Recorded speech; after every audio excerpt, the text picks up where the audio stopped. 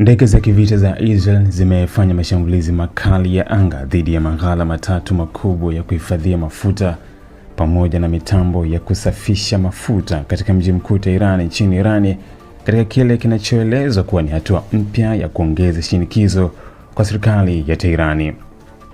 Mashambulizi hayo yalifanywa usiku wa kuamkia hii leo Jumapili, Machi 8 mwaka 2026, ambapo milipuko mikubwa ilisikika katika maeneo mbalimbali ya mashariki na kusini magharibi mwa Tehran.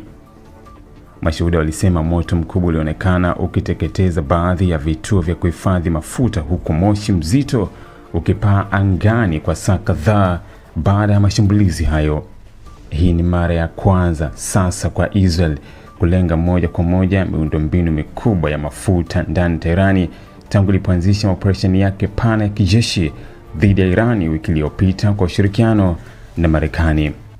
Vituo vilivyolengwa vinaelezwa kuwa na umuhimu mkubwa katika sekta ya nishati ya Iran, pamoja na kuhusishwa na baadhi ya shughuli za viwanda vya kijeshi vya nchi hiyo.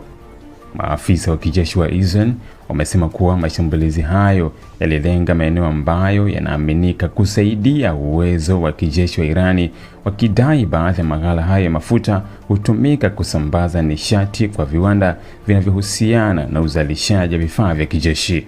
Hata hivyo, serikali ya Iran imekosoa vikali mashambulizi hayo, ikiaita uchokozi mkubwa dhidi ya miundombinu ya kiraia.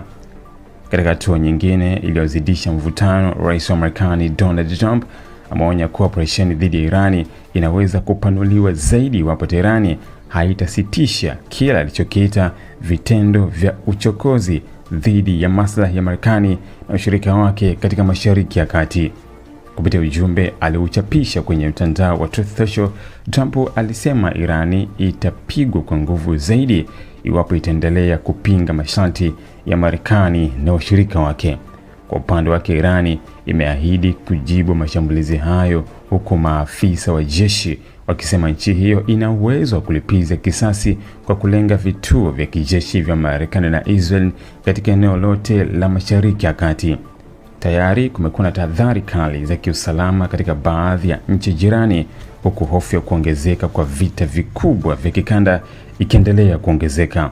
Mashambulizi haya ya karibuni yanaashiria kuongezeka kwa kasi kwa mzozo kati ya Israel, Irani na Marekani, huku wachambuzi wa masuala ya usalama wakionya kuwa kuhusika moja kwa moja kwa Marekani kunaweza kugeuza mgogoro huo kuwa vita pana zaidi. Ili kuwa mwanafamilia bora wa Global TV, usisahau kusubscribe, like, kushare na kucomment.